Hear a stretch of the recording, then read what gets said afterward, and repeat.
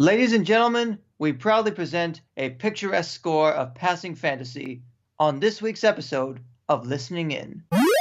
You're watching Forget Being Cool.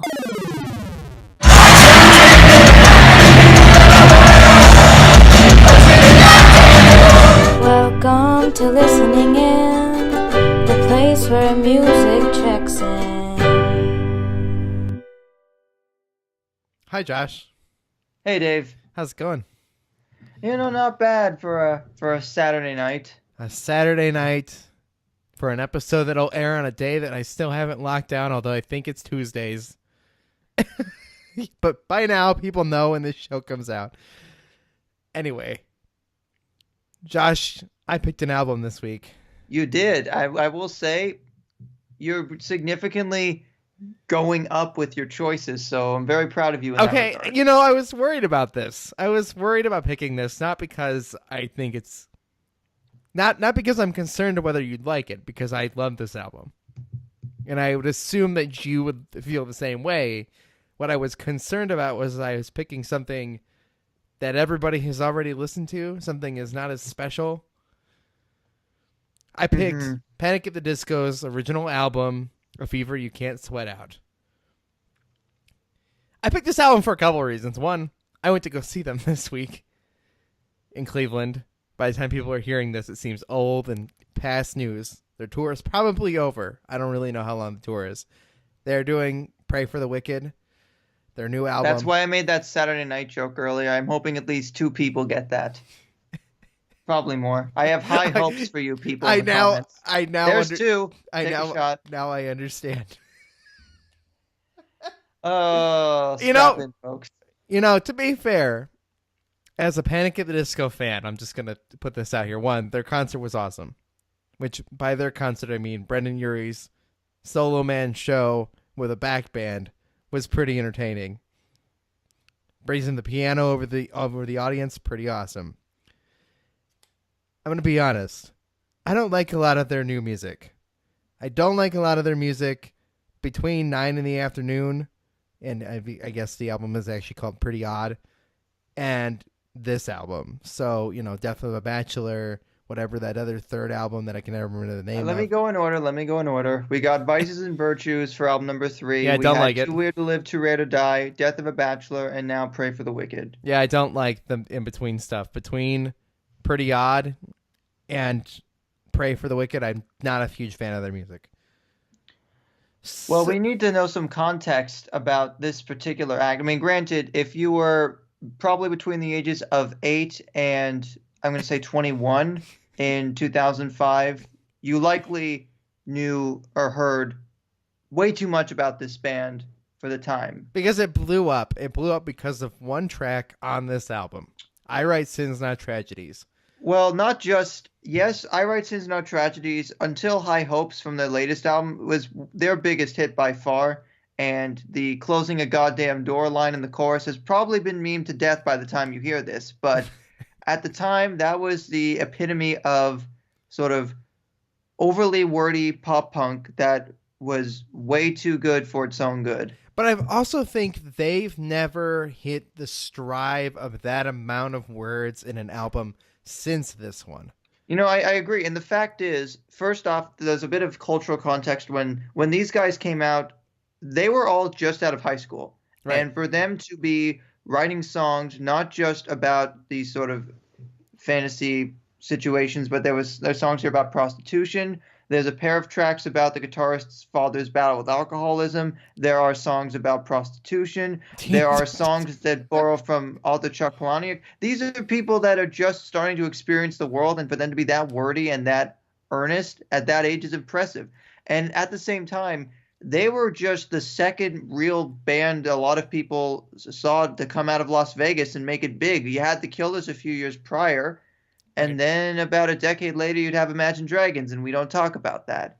They It's were impressive. They were very talented, like incredibly talented for their time, for their age. And the band has split up, and Brendan Urie is the last solo member of the actual original Panic at the Disco, which may affect why they've never met that same I don't know, it's never met the same lyrical strive. You know, songs about dreaming about being a high hopes, having big high hopes about being who you are and being famous and stuff it's not on the same technicality as a song about prostitution or, you know, dramatic, you know, problems happening at a wedding or.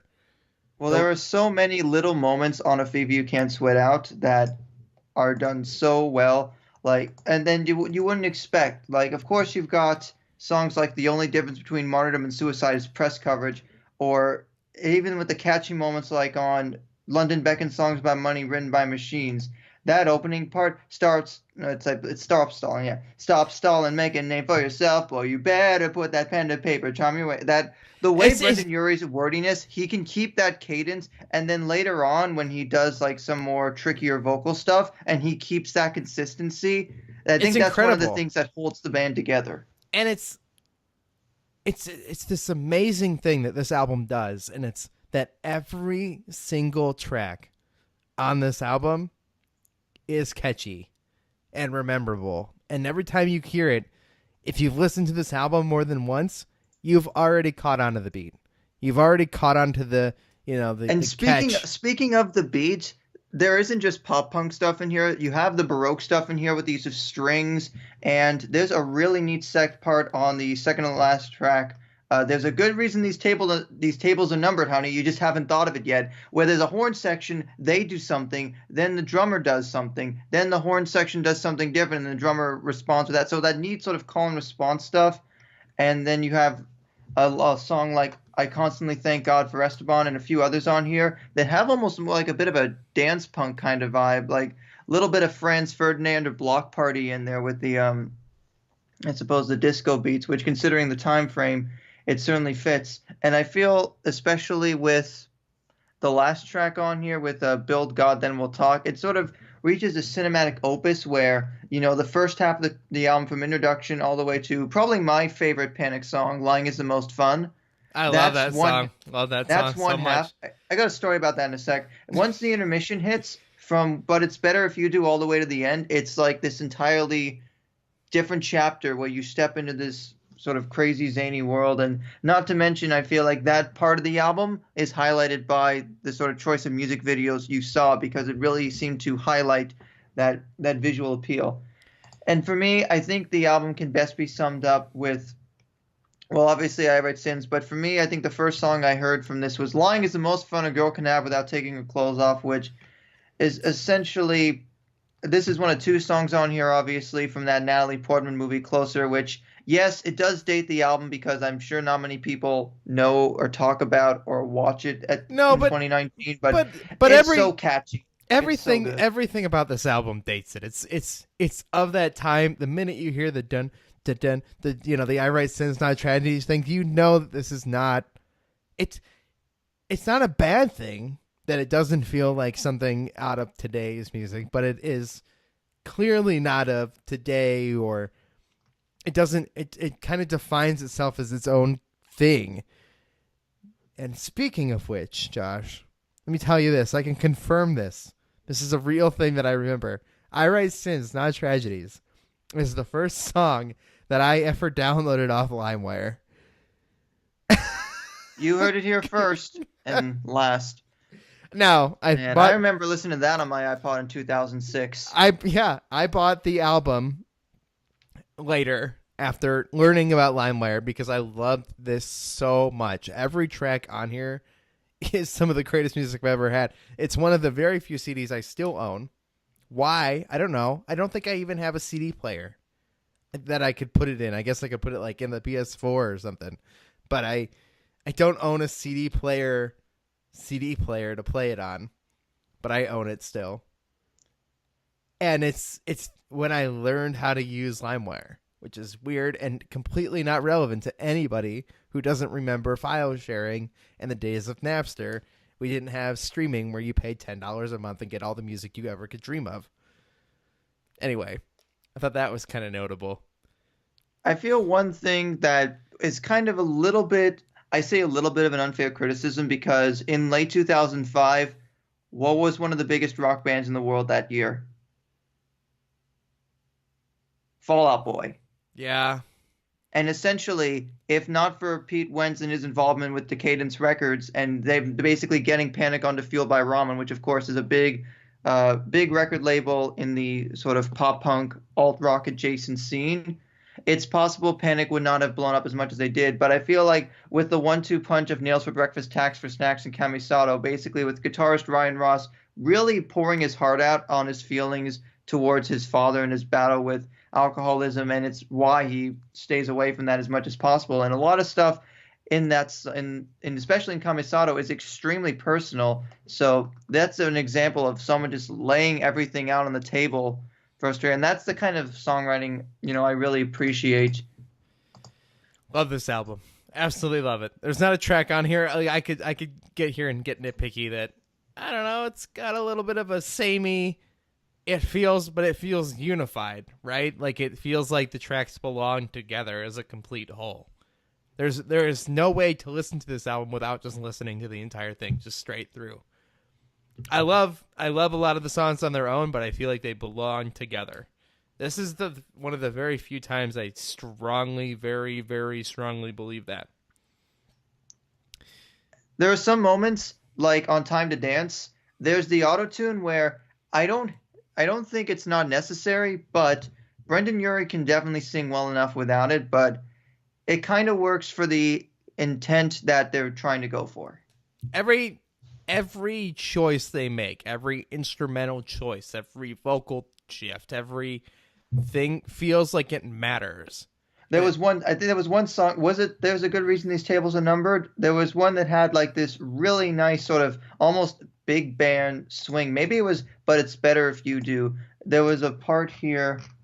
But he can even take. Yeah, I'm the new cancer, never look better. You can't stand it. Yeah. Yes, that was just like, we need more sort of rock or rock adjacent bands having little big band moments. We need, how they had that swing revival in the late 90s? Right. That just gave me a really bad image. Swing revival. Imagine like Believer or Natural with like this big band mix. Because you're a natural. Na, na, na. Then it just sounded like a Weird Al polka. Tell me your story, Josh. I'm dying to hear this. Well, basically, no, it's not a super fancy story. I'm sorry for hyping anyone else up, but being a 14-year-old in like 2006, I came across this song, and being that when you're a young teenager and you have a crush on someone and you sort of associate that song with someone, and yeah, this is a thing that happens. I'm with you, yeah, Josh. but with time it's faded, and I definitely just sort of, that's one of those songs where I listen to it and I can sort of think back to that time, and I suppose remember it fondly. It is an album that does bring back that rush of those kinds of memories. It definitely does pull me back to that time versus a lot of the other stuff, which, I mean, this is kind of the theme of this show, and the idea for why this show exists is we get new music. We're always getting new music, but the music that people listen to is not defined as much by the time that it came out anymore. You can listen to anything you want at any moment, at any time. You listen to stuff all the way back from the 50s on Spotify, right? So your association with music and the time and where you were in that place is very unique for a lot of people versus you and me, Josh, who listened to this album when it came out. Like, we were of that age and we remember that age, and everybody who listened to this album when it came out will continue to feel that feeling. Anyway, it's the little touches, and I'll close with this. The fact that at the end of But It's Better If You Do, you hear those plucked strings, and in the back of your head, you know exactly what it's going to lead into because it clicks perfectly into the beginning of I Write Sins. And I think, especially for this album, I knew I was familiar with it at the time, and I think in the years since, I've given it a few more spins, but especially listening to it the last week for this episode, I can honestly say that I definitely appreciate this album a whole lot more, and I am definitely willing to go back and give Pretty Odd another chance because I love Pretty Odd. It's not nearly as highly rated for me as this album. I will say that here. Pretty Odd, definitely not this bar. I love this album so much, and this will continue to be probably in my top 3 albums of all time, which is crazy because I love music. But I love this album. Pretty Odd's good. It's very good. And I still think Pray for the Wicked is also a very good and fun time. But, Josh, I'm so glad we got to talk about this. I love this album. It means a lot to me. It means a lot to, I know, a lot of people, especially our age demographic.